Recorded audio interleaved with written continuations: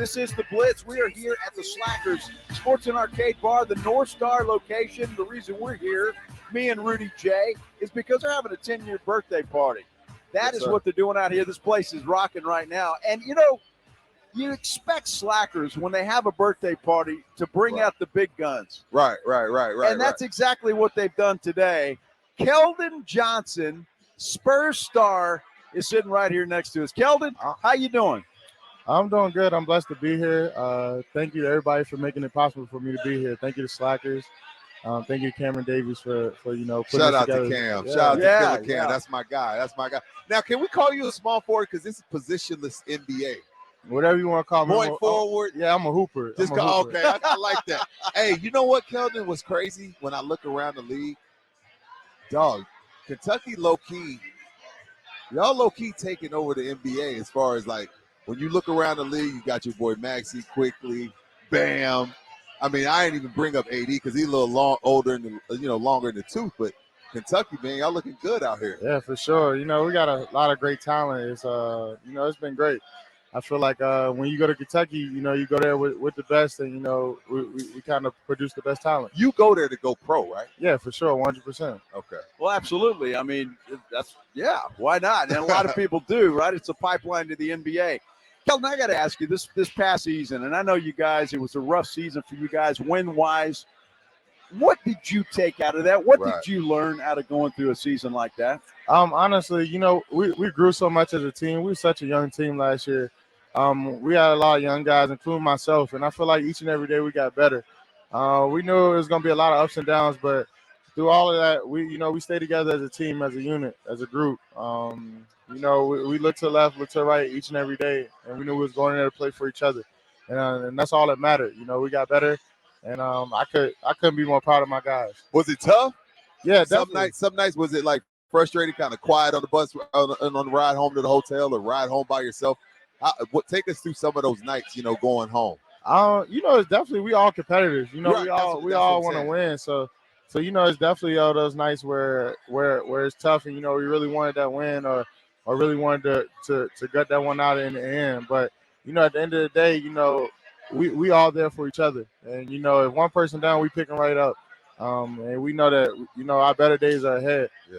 And we continue with that mindset. We can continue to stay together, and we continue to have each other's back. Regardless if we win 2 in a row, lose 2 in a row, we still have each other's back. Keldon, everybody talks about developing as a basketball player, but I have to imagine, especially a guy like you, who's one of the leaders of that ball club, the leadership skills that you were able to develop going through a season like that, I'm sure was invaluable.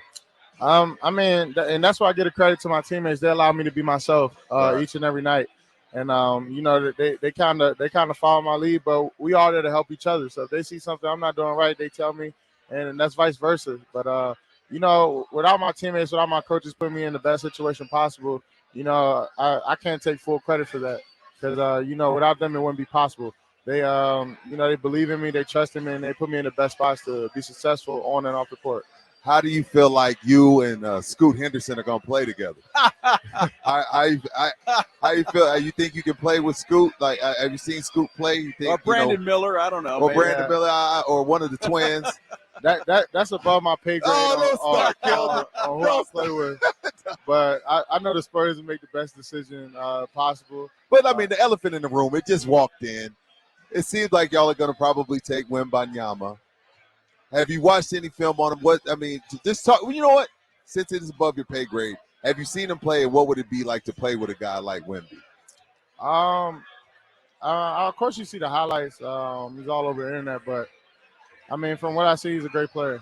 And if that's who we end up going with at the end of the day, then we'll take him in like we take everybody else in, right. And treat him like our brother. But like I said, it's above my pay grade. I don't know who we're taking. But, he's definitely a good player. Well, when you look at it, and I want to know, where were you on draft lottery night? Were you watching? So I was at my house, but, I was watching until we got to about the 3rd pick, and I kind of got nervous. So, wait. Why? Okay, well, take us through why you got nervous. Because, when you get excited for something. And you feel like you might get let down. Yeah, so I didn't get too excited. I didn't get too high or too low. I kind of just this guy's playing. If he wants it to happen, it'll happen. So, it got the third pick. I started getting nervous. I turned my phone off, turned the TV off. Okay, well, let's role play. Pause. If you were Brian Wright, who would you take? I don't know. I can't answer that question. Oh, come on. I can't answer that question. Okay, let's talk about your off-season program. I've seen you. You and Cam Davies have a great relationship. I saw you out at Viva La Brawl. You seem to be a huge fight fan. I don't know if it's UFC as well, but you seem to be a boxing guy. Talk to us about your off-season program and why you feel like boxing. Why have you integrated boxing into your training program? It's just something I like to do. You just like to do it. It's not like something you felt like would make you. It's a great workout. I feel like boxers are some of the most in shape athletes there is on this earth, and I feel like once you go through a boxing workout, you really gain more respect if you don't have that respect already. But I enjoy boxing. I enjoy watching. I enjoy watching UFC.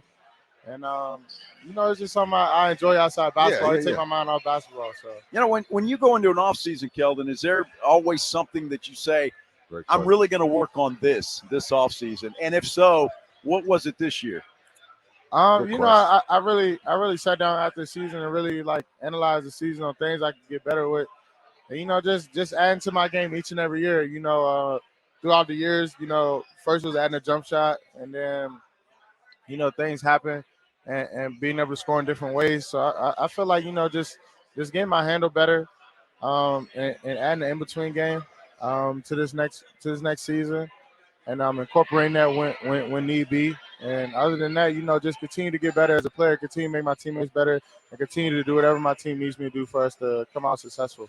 Talk to us about Pop. We've heard, that because you are the leader on this team, that he expects a lot out of you, kind of rides you a bit. Talk about playing for Coach Popovich and tell us how long he's going to stick around. Well, I don't know how long he's going to stick around, but like I said before, I said this many times during the season, I wish everybody could experience Coach Pop on just a personal level because he's such an amazing human being. And I feel like, he really changed my life as a young man off the court as much as on the court.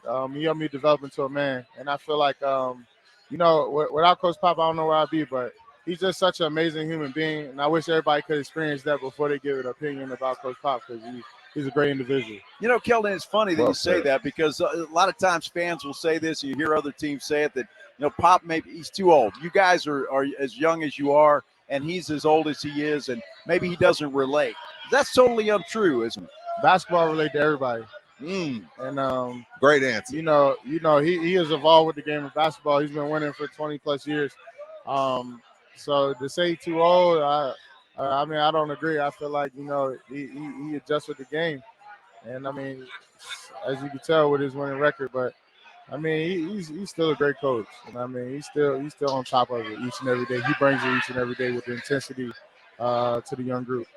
You've seen Joker and Murray. Let's talk about the NBA Finals. What's it like with those two guys? I kind of feel like there's a little Kobe and Shaq in there with them, with the big, dominant as Joker, and the Murray, he's a bucket. Talk to us about what it's like when you play those guys in Denver, especially with the altitude and things. Does it make a difference? Is altitude a thing? Is it a thing? Yeah, definitely 100%. But that doesn't take away from how great they're doing and the things that they built in Denver. Right. I feel like whether they anywhere on the planet, they would be that good because they work hard. They put in the time. They play together, play basketball the right way, and that's them winning is just a product of that, a product of what they built over in Denver.